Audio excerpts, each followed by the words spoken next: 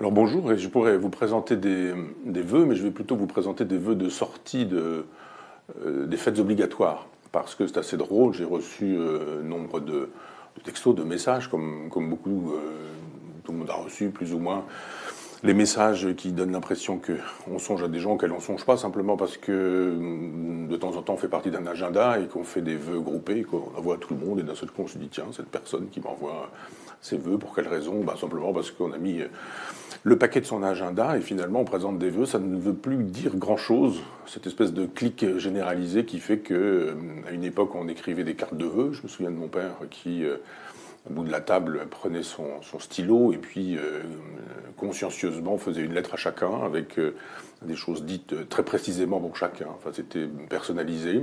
Et là, d'un seul coup, on reçoit des vœux dont on voit bien qu'il y a du copier-coller pour les plus feignants. Pour les plus malins, un copier-coller avec juste le prénom. Cher machin, cher bidule, cher untel, mais il suffit juste de remplacer le prénom à chaque fois, c'est plus malin. Mais on voit bien quand même que la formule est collective aussi. Il y a des petites choses qui font qu'on se dit ah tiens c'est drôle ce truc, et on l'envoie à quelqu'un qui me dit ah oui j'ai déjà reçu 3 fois. Et donc des choses parfois rigolotes, des vœux rigolos, mais qui sont finalement des vœux que tout le monde envoie à tout le monde. Enfin il y a quelque chose d'assez singulier dans cette période, et je n'aime pas beaucoup les fêtes obligatoires. Donc évidemment, quand on m'envoie des choses et que je dis que je n'aime pas les fêtes obligatoires, eh bien, on me dit, finalement, moi non plus. Et j'ai voulu faire une petite chronique là-dessus parce que, globalement, tout le monde fait semblant. Et j'ai vraiment l'impression que le 25 décembre et le 1er janvier, du moins le 31 décembre et le 1er janvier, c'est plutôt la fête de l'hypocrisie. Et l'hypocrisie, d'abord, pour ceux qui fêtent la naissance de Jésus et qui ne croient pas en Dieu, qui ne fêtent pas pour autant non plus le solstice d'hiver, par exemple, mais qui fêtent la fête, et qui fêtent ce qu'il faut fêter parce que tout le monde le fête. C'est-à-dire, on nous a dit, voilà, c'est l'époque où tout le monde doit se retrouver, donc on doit manger de la dinde au marron, tout est calibré, de la dinde au marron, du foie gras, des huîtres, du saumon jusqu'à la bûche, en passant par dinde au marron, au poulard. On nous dit, voilà, c'est ce qu'il faut faire, et on a... Alors que des choses essentielles se passent en Iran, on a des reportages sur des gens qui font des huîtres naturellement parfumées à la framboise, sur des individus qui nous font des démonstrations de cuisine en nous disant qu'on doit pouvoir s'y prendre comme ceci ou comme cela. J'ai vu l'autre jour une jolie dame avec un manteau de fourrure magnifique qui devait coûter 3 ou 4 SMIG, qu'elle avait sur le dos, et qui est spécialisée en nourriture et qui tripotait de la bidoche avec ce manteau-là. On était dans des halles. Enfin, tout ça est assez drôle, c'est une espèce de grande fiesta généralisée. Les commerçants nous disent que c'est le grand moment de l'année, qu'ils font l'essentiel de leur chiffre d'affaires dans ces dates-là. Et je me dis que finalement, ce que nous fêtons, c'est ça. C'est le commerce, c'est la consommation, c'est le consumérisme. Et puis tous ces gens qui finalement reçoivent des cadeaux qu'ils n'aiment pas le 25 décembre, le 24 décembre au soir, et qui le lendemain remettent tout ça sur Internet. Les chiffres sont faramineux, des gens qui revendent ce qu'on leur a donné, c'est-à-dire qu'ils estiment que le cadeau ne signifie plus rien, de la même manière que les vœux en tir groupé ne signifient plus rien, les cadeaux ne signifient plus rien non plus, parce qu'il y a ce que Sartre appelait un analogone dans le vocabulaire de la phénoménologie, dans l'être et le néant. L'analogone, c'est l'objet qui signifie plus que l'objet, c'est-à-dire que vous avez un crayon à papier, et pas un crayon de papier comme j'entends régulièrement chez les journalistes. Un crayon de papier, c'est du papier roulé et qui donne un crayon, ça s'appelle une estompe, c'est avec ça d'ailleurs qu'on estompe les dessins. Mais on se dit, voilà, ce crayon à papier, ça vaut rien, sauf que c'était le crayon à papier de son père, de sa mère, de son frère, de quelqu'un qu'on a aimé. Et cet objet, il signifie quelque chose de plus que ce qu'il est, et on ne le remplace pas par un autre crayon à papier en disant, voilà, t'as perdu ton crayon à papier, on a racheté un crayon à papier, c'est exactement la même chose, pas du tout. L'analogone, la dimension du moins de cet objet, c'est dans sa signification symbolique qu'elle se trouve véritablement, et donc on peut imaginer qu'un cadeau, c'est ce qu'on reçoit bien sûr, mais c'est aussi ce qui a été donné, et que quand on se sépare de ce qu'on a reçu, on oublie qu'on se sépare aussi de ce qui a été donné. Donc on peut ne pas aimer, mais on peut aussi garder en estimant que la partie de l'offrande, de l'offertoire, si on veut parler le vocabulaire soit de Bach, soit du christianisme, eh bien c'est une partie qu'on doit pouvoir honorer en disant c'est un cadeau, c'est pas le cadeau que je me serais fait, c'est le cadeau qu'on m'a fait, eh bien j'en prends acte, et voilà. Et puis tout le monde revend tout ça très rapidement en disant débarrassons-nous de ces gestes d'affection, de ces gestes d'amour ou d'amitié, ou de ces gestes qui ont été faits à mon endroit. Et puis c'est quand même la grande aventure de l'hypocrisie, puisque on nous dit, voilà, le soir de Noël, c'est la famille, et puis le soir du 31 décembre, ce sont les amis. Alors, la famille, c'est quoi aujourd'hui?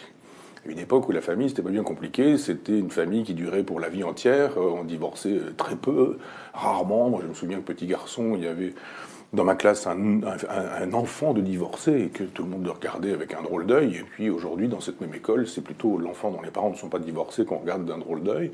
Donc effectivement, les familles sont décomposées avant d'être recomposées. Le langage du politiquement correct nous dit sont des familles recomposées. Mais pour recomposer, il faut que ça ait été décomposé avant. Et la décomposition laisse évidemment des traces. Donc c'est très difficile. Des gens qui sont tellement intelligents que quand ils se sont séparés, ils ont réussi leur séparation. Parce que par définition, si on se sépare, c'est qu'on ne réussit plus rien. Donc si on ne réussit plus rien ensemble, il n'y a pas de raison qu'on réussisse aussi sa séparation. Donc il y a peu de gens qui sont capables de dire, eh bien, nous sommes divorcés, mais retrouvons-nous en famille, avec toutes les familles qui font que, il y a un nouveau mari, il y a une autre femme, je ne sais quoi, mais retrouvons-nous tous ensemble, et puis c'est ça qui est important pour les enfants. Et c'est un soir où parfois nombre de parents sont malheureux parce qu'ils n'ont pas leurs enfants, c'est pas l'époque de garde. Les grands-parents qui ne voient plus parfois leurs petits-enfants parce que quand il y a eu un divorce, eh bien, il y a quelqu'un qui disparaît dans la pièce rapportée, comme on dit souvent, et qu'il y a une séparation aussi avec les petits-enfants, avec une coupure qui est assez pénible. Donc la belle famille est parfois problématique. Les enfants ne font jamais l'économie du père qui a été le père, le géniteur, et que le nouveau père n'est pas forcément le même, et c'est ce soir-là qu'on s'aperçoit que c'est pas exactement celui-ci ou celui-là. Les cadeaux font sens aussi. Qui a offert quoi? Est-ce que l'un a offert quelque chose qui est plus brillant, plus intéressant que l'autre qui aura offert quelque chose de moins brillant, de moins intéressant? Les fortunes, je dirais, les pouvoirs d'achat des parents, des anciens parents, des nouveaux parents ne sont pas forcément les mêmes, et on sait très bien que un très beau cadeau à quelques euros, ça fait plaisir, mais qu'on voit bien aussi, hélas, fonctionne comme ça, que si le cadeau a coûté beaucoup, on estime que le degré d'investissement affectif est plus important. Donc tout ça se joue ces soirs-là, dans les soirées où on est séparé des gens qu'on aime, où on est avec des gens qu'on n'aime pas parce qu'ils font partie de la famille. Cette idée qu'il y aurait des gens qu'on aime avec lesquels on n'est pas, et puis des gens avec lesquels on est et qu'on n'aime pas, produit une espèce de tiraillement. Il y a le vieux truc des amants qui sont séparés, donc le mari qui fait des textos sous la table en prétextant que c'est son vieux pote qui lui envoie un message à cette heure-ci, ou la femme qui fait à peu près la même chose aussi dans les mêmes conditions. Les enfants qui envoient un petit mot en disant qu'ils aimeraient bien être avec le parent qui n'est pas là. Il y a les discussions, quand les familles sont là, qui font qu'effectivement, on va se mettre à parler de politique, et puis on va se mettre à parler de religion, puis on va se mettre à parler d'islam, puis on va se mettre à parler de Mélenchon, puis de Marine Le Pen, et puis de Macron, et puis on va commencer à s'invectiver, parce qu'on connaît bien le discours déjà l'an dernier, l'année d'avant, les choses étaient dites, c'était déjà la même chose, et il ne change pas.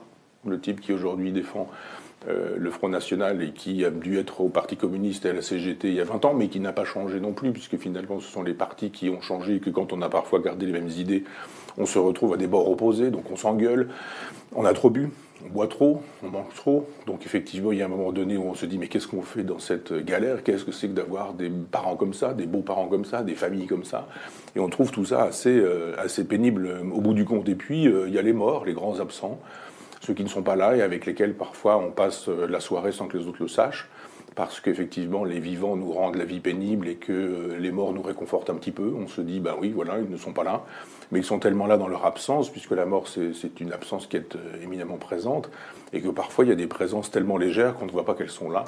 Et on se dit, voilà, il y a 10 personnes, 20 personnes, ça fait du bruit, il y a des cotillons, il y a des sapins de Noël, il y a des éclairages, il y a de la lumière, et on se dit, je suis ici, mais je ne suis pas ici, je suis ailleurs. Il y a les malades, les gens qui sont véritablement, concrètement à l'hôpital, ou qui sont dans les hospices, et avec lesquels il faut composer, ils ne sont pas là. On est avec eux, mais ils ne sont même déjà plus là. Il y a beaucoup de maladies avec toutes les saloperies que nous ingérons. Les perturbateurs endocriniens, les intrants, enfin toutes ces choses qui font que les cerveaux sont détruits, que les maladies d'Alzheimer sont considérables, que les vieillesses sont parfois longues mais terribles parce qu'on arrive dans un état déplorable à des âges qui sont grands. Et on compose avec des gens qui ont perdu un peu de mémoire, qui ont perdu beaucoup de mémoire, qui redisent un peu la même chose. Il y a les gens qui se trouvent aussi en prison, et qui sont nombreux. Il y a beaucoup de gens qui sont en prison qui ne devraient d'ailleurs pas s'y trouver, qui devraient pour certains se retrouver dans des hôpitaux psychiatriques ou qui devraient se retrouver dans d'autres lieux que les lieux du système carcéral. Et on se dit, eh bien voilà, ça reste ça quand même essentiellement la fête, cette occasion de fête. C'est d'une certaine manière tout ce qui n'est pas la fête dans la fête obligée ou dans la fête obligatoire. Le 31 décembre, on se dit, bon, on a fait des concessions à la famille, là le 31 décembre, on fait des concessions aux amis et on invite les amis. Et puis on peut, un peu comme moi, inviter beaucoup, longtemps, 10, 15, 20, 30 personnes pendant des années, et ne pas compter le champagne, la nourriture, tout ce qu'on fait, tout ce qu'on offre et tout ce qu'on donne à manger à tout ce monde-là. Et puis une année, on se dit, tiens, je vais faire une petite expérience. Cette année, je ne vais inviter personne et je vais voir qui m'invite. Et puis on se retrouve sans invitation, zéro invitation. Donc on se dit effectivement que ce sont des occasions dans lesquelles les amis peuvent montrer leur amitié et que quand on ne la montre pas ce jour-là, c'est que peut-être en se montrant inamical, on n'était pas si amis que ça. Donc ce sont des moments intéressants dans une année, pas seulement parce qu'on est dans des logiques de solstice, mais dans des logiques effectivement qui nous permettent de mesurer les degrés d'affection que nous avons pour telle ou telle famille, ou amis, ou connaissances, ou etc. Et on se dit, on se force à faire la fête, on se force à être ensemble parce qu'on n'accepte pas la solitude, parce qu'on ne sait pas vivre seul, parce qu'on ne sait pas considérer qu'après tout, cette soirée-là, elle n'est une fête que parce qu'on décide qu'elle l'est, et on peut très bien imaginer que c'est une soirée comme une autre, et qu'on va travailler, et qu'on va faire comme d'habitude, et qu'on va se coucher à l'heure qui est l'heure habituelle, sans pour autant sauter au plafond, parce que à minuit, on changera par exemple d'année. Donc c'est une expérience, c'est une réflexion que je partage avec vous, parce que je me suis aperçu que quand je faisais savoir que c'était une période que je chérissais à partir du 2 janvier, nombreux étaient ceux qui me disaient vous avez complètement raison, parce que moi aussi ça me gave, ça me saoule, ça dépend des périodes, ça dépend des générations, mais ou ça me fatigue, ou ça m'ennuie, ou ça ne me plaît pas. Et je me dis effectivement qu'on ne dit pas habituellement que ce sont des périodes pénibles, parce que la fête, quand elle est obligatoire, c'est la pire des choses. Donc voilà, nous sommes, à l'heure où je vous parle, le 2 janvier, et bien maintenant, faisons la fête pour fêter la disparition des fêtes.